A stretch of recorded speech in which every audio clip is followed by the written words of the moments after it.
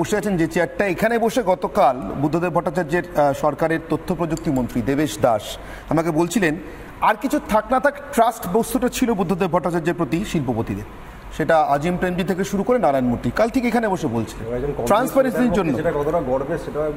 হ্যাঁ, সেটা চীনের দিকে তাকালে বোঝা যায়, আমার যতটা পিছিয়ে আছে ওটা দেখলে বোঝা যায়। আমি অনির্বাণের কাছে যাই, অনির্বাণ চৌধুরী।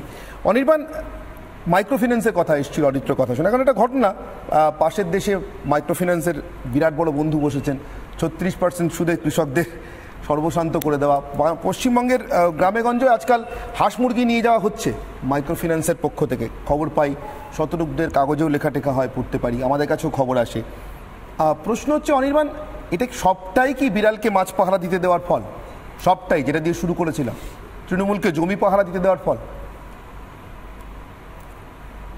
হ্যাঁ, দেখুন, আমি যেটা বলতে চাইছি, প্রথমে একটা কথা বলি যে আইনজীবী অনির্বাণ যেটা বারবার বলছিল যে রাজীব গান্ধীকে একটা সময় চোর বলেছে, পরে তাদের সঙ্গে আবার আঘাত করেছে, এইসব। আমি এখানে অনির্বাণকে একটু মনে করিয়ে দিতে চাই যে রাজীব গান্ধীর উপর যখন গুলি চলে বা যখন শ্রীলঙ্কায় তার উপর আক্রমণ হয়, তখন কমিউনিস্ট পার্টি উল্লাস প্রকাশ করেন। ইন্দিরা গান্ধী যখন মারা যায় তখন পার্টি তার পতাকা অর্ধনমিত রেখেছিল। সুতরাং রাজনৈতিক সমালোচনা এক জিনিস, সেই সমালোচনায় কখনো কখনো হয়তো একটু শালীনতার সীমা লঙ্ঘন করে যায়, সেটা একটা ব্যাপার। আর তার ব্যক্তিগত আক্রমণ বা যখন ল্যান্ডমাইন বিস্ফোরণ হচ্ছে তখন পার্থ চ্যাটার্জি কোটানকোট সততার মূর্ত প্রতীক বলেছে কালী পটকা ফেটেছে। এই যে উল্লাস, এই উল্লাস দুটোর মধ্যে তফাৎ আছে। যারা এই ধরনের কথা বলে, যারা বলে যে কোন কি টালা ট্যাঙ্ক না জলে বিষ মিশিয়ে আমাকে মারবার পরিকল্পনা করছেন বুদ্ধদেব ভট্টাচার্য, তিনি আজ যখন বলেন এই বাংলার মাটিতে বুদ্ধবাবু বারে বারে ফিরে আসুন তখন, এবং তিনি যখন তার প্রতিনিধি পাঠান মালা দিতে, তখন কি মনে হয় জানেন, সুভাষ মুখোপাধ্যায়ের দুটো লাইন মনে হয় যে বুদ্ধবাবু তখন বলছেন যে ফুলগুলো সরিয়ে নাও, আমার লাগছে। মানুষ ফুলকে দিয়ে বড্ড বেশি মিথ্যে কথা বলে। এই ব্যক্তি আক্রমণ আর রাজনৈতিক আক্রমণ, দুটো আক্রমণের মধ্যে অনির্বাণ গুলিয়ে ফেলেছে, এটা প্রথম কথা। দ্বিতীয় কথা, বিড়ালকে মাছ বাছার যে কথাটা আপনি বললেন, সেটা হচ্ছে আমি মনে করি বুদ্ধবাবু a victim of a transitional period of morality. বুদ্ধবাবুর জমি নীতি নিয়ে প্রশ্ন থাকতে পারে, কিন্তু সেদিন রাজ্যের স্বার্থে ওই 400 একর নিয়ে টানাটানি না করলে চলছিল না। সেদিন ওখানে যারা আন্দোলন করেছে, রবীন্দ্রনাথ ভট্টাচার্যের আমি একটা ইন্টারভিউ শুনছিলাম, তিনি আজকে অনুতাপ বোধ করছেন যে কেন কারখানাটা হয়নি। অধীর চৌধুরী, এই আন্দোলনে কংগ্রেস সেদিন কিন্তু তৃণমূলের পাশে ছিল। আজকে অধীর চৌধুরীর একটা ইন্টারভিউ শুনছিলাম, সেখানেও অধীর চৌধুরী বলছেন যে সিঙ্গুরের বিরোধিতা না করলে ভালো হতো। 400 একরে এই বুদ্ধবাবুর কথা বাদ দিন, বুদ্ধবাবুর কথা ভাবতে হতো না, সারা পশ্চিমবঙ্গের কথা ভেবে, পশ্চিমবঙ্গের আগামী প্রজন্মের কথা ভেবে 400 একর নিয়ে টানাটানি না করলে তা চলছিল না। একটা আলোচনার মাধ্যমে সেটাকে মিটিয়ে নেওয়া চলছিল না। যদি না চলে, আজকে 350 একর ওই শখের ব্যবসায়ীকে কি করে দিয়ে দেওয়া হবে? তাহলে সেদিন এটা ছিল একটা ব্লু প্রিন্ট, পলিটিক্যাল ডিভিডেন্ড পেতে হবে। পলিটিক্যাল ডিভিডেন্ড তিনি পেয়েছেন, কিন্তু রাজ্যটাকে একটা প্রেত পুরি বানিয়েছেন।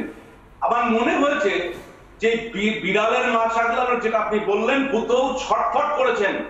বুদ্ধবাবু ছিলেন স্বপ্নদর্শী, তার স্বপ্নটা সেদিন সাকার করার জন্য তিনি প্রাণপণ চেষ্টা করেছিলেন। তিনি মাথা নামিয়েছিলেন, তিনি বলেছিলেন যে সিঙ্গুরের ওই অনশন মঞ্চে আমি পুলিশ পাঠাবো না একজন মহিলাকে তুলে দেওয়ার জন্য। তিনি চেয়েছিলেন সব দিক থেকে এটাকে একটা সমাধানের জায়গায় আনতে। আদালত এই জায়গাটা গড়াতই না, তা আদালত তো বলেছে যে ওটা কৃষি জমিতে কনভার্ট করে ফিরিয়ে দিতে পেরেছে, এখনো পর্যন্ত দিতে পারেনি, আগামী 100 বছর দিতে পারবে। সুতরাং বুদ্ধবাবুকে আমার মনে হয়েছে এই যে দুর্ভাগ্যজনক ভাবে যারা বিরোধী দল ছিল, যারা নৈরাজ্য, যারা কিছু বোঝে না, যারা রাজ্যটাকে ধ্বংস করেছে, যারা রাজ্যের সৃষ্টিমূলক দিক সেইটাকে ভুলিয়ে দিয়েছে, এদের পাল্লায় পড়ে বুদ্ধবাবু একটা দ্বন্দ্বে ঢুকেছেন। আমার খুব মনে পড়ছে, আমি এই কথাটা না বলে পারছি না, যে ম্যাথু আর্নল্ড সেলিকে নিয়ে কয়েকটা কথা লিখেছিলেন। তিনি বলেছিলেন, a beautiful and ineffectual angel beating in the void his luminous wings in vain. একটা আবর্তের মধ্যে পড়ে বুদ্ধবাবু ছটফট করেছেন। তার কাছে ছিল, তার স্বপ্নটা ছিল স্কাই ইজ দ্য লিমিট, সেইটাকে স্পর্শ করার জন্য তিনি চেষ্টা করে গেছেন, কিন্তু তিনি শেষ পর্যন্ত দ্বন্দ্বকাতর একাকী পথিক থেকে গেছেন এই বেশ। দায়িত্ব জ্ঞানের বিরুদ্ধে। বুঝতে পারছি অনির্বাণ। আমি সর্বরীর কাছে একটাই প্রশ্ন নিয়ে আসবো, সবার শেষে এলাম সর্বরী আপনার কাছে, তার কারণ একটাই, আপনারা এই সমস্ত আবর্তের বাইরে সিপিএম, তৃণমূল, এই মুহূর্তে এ রাজ্যের প্রধান বিরোধী দল আপনারা, কারোর পছন্দ হোক অথবা না হোক, আপনারা যদি শাসক হতে চান, যেটা আপনাদের ভীষণ ইচ্ছে, চান স্বাভাবিক নিয়মে গণতন্ত্রের, আপনারা চাইছেন এ রাজ্যের শাসন ক্ষমতায় আসতে, তাহলে আপনাদেরকে কিছু দায়িত্ব পালন করতে হবে। বিধান রায়ের দল একটা সময়ের পরে বিধান রায়ের স্বপ্ন পূরণ করবার জন্য ছিলেন না। জ্যোতি বসু উল্টো রাজনীতি করেও বিধান রায়ের আদর্শে বিধাননগর তৈরি করেছেন, বিধান রায়ের আদর্শে হলদিয়া তৈরি করেছেন, বিধান রায়ের আদর্শে নিউ টাউন তৈরি করেছেন। আপনাদেরকেও শাসন ক্ষমতায় এলে যদি সত্যি রাজ্যের মঙ্গল চান, তাহলে বুদ্ধদেব ভট্টাচার্যের আদর্শেই শিল্পায়ন করতে হবে। করবেন? করতে পারবেন? শিল্প ছাড়া একটা রাজ্যকে বাঁচানো যাবে না। সুতরাং শিল্পের প্রয়োজন যে কতখানা পশ্চিমবঙ্গে এই মতো অবস্থায়, একটু আগে অরিত্র যেটা বলল, যে গোটা পশ্চিমবঙ্গকে বৃদ্ধাশ্রম বানিয়ে দেবার একটা প্রচেষ্টা, পরিযায়ী শ্রমিক ভর্তি, সব থেকে দেশের নিরিখে পশ্চিমবঙ্গ 1 নম্বরে দাঁড়িয়ে রয়েছে। এবং একটু শিক্ষিত ছেলে হলেই তার এই যে রাজ্যের থেকে চলে যাওয়া, এখন কি করবেন? বিবেকবান পার্থবাবু, বিবেকবান বালুবাবু, বিবেকবান বারিক বিশ্বাস, শঙ্করাঢ্য, শাহজাহান, শৌকত, তা দিদির বিবেকবান মানুষের দরকার এই পশ্চিমবঙ্গে। এখন যতক্ষণ না এই বিবেকবানদের সরিয়ে ফেলা যাচ্ছে, ততক্ষণ আমাদের বিত্তবান হওয়ার কোনো চান্স নেই। পশ্চিমবঙ্গের আপামর মানুষ এবং আপামর যুবক মানুষ, যাদেরকে এই মাননীয় মুখ্যমন্ত্রী ক্ষমতায় এসে বলেছিলেন কোটি পেটে ভাত দেবো, কোটি হাতে কাজ দেব, কাজ দিয়েছেন বই কি?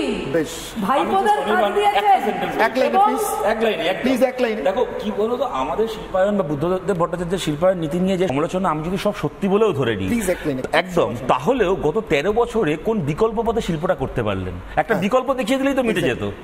সেটা তো পারলেন না 13 বছরে, এভাবে করা যেত। 13টা বছর সময় পেলেন তো। সর্বদির কথা শুনেই, কথা সূত্র ধরে বলবো, সর্বদি যেভাবে কয়েকজন বিবেকবানের নাম করলেন, যারা অপসারিত না হলে রাজ্যের মানুষের বিত্তবান হওয়ার কোনো সুযোগ নেই বলে তারাও মনে করছেন, আমি সেই সূত্রে অনেকটা আপনাদেরকে প্রশ্ন করেছিলাম। আমার প্রশ্ন এবং আপনাদের উত্তর সোশ্যাল মিডিয়াতে, সমাজ মাধ্যমে আমি প্রশ্ন করেছিলাম, তৃণমূল থাকতে বাংলায় শিল্প হবে? তৃণমূল থাকতে গত 13 বছরে হয়নি, তৃণমূল থাকতে কি হবে? ফেসবুকে না বলেছেন 80%, হ্যাঁ বলেছেন 20%। এক্স হ্যান্ডেলের পরিসংখ্যানে চোখ রাখবো। 18% বলছেন এক্স হ্যান্ডেলে হ্যাঁ তৃণমূল থাকতেই শিল্প হবে, এবং 82% বলছেন না, তৃণমূল থাকতেই রাজ্যে শিল্প হবে না, বাংলায় শিল্প হবে না। এবার ইউটিউবের পরিসংখ্যান, 1 ঘন্টায় 22,000 মানুষ ভোট করেছেন। মাত্র 1 ঘন্টা সময় দিতে পেরেছিলাম আপনাদের ভোট করবার জন্য, তাতে 22,000 মানুষ ভোট দিয়েছেন। তাতে 14% মানুষ মনে করছেন না তৃণমূল থাকতে শিল্প সম্ভব, কিন্তু 86% মানুষ মনে করেছেন না, তৃণমূল থাকতে বাংলায় শিল্প হবে না। অতএব আমার ধারণা, আমি যে প্রশ্ন নিয়ে শুরু করেছিলাম, গোড়ায় গন্ডগোল, বিড়ালকে মাছ পাহারা দিতে দেওয়া, তৃণমূলকে জমির জন্য সওয়াল করতে দেওয়া, এখানেই আটকে আছেন আপাতত রাজ্যবাসী।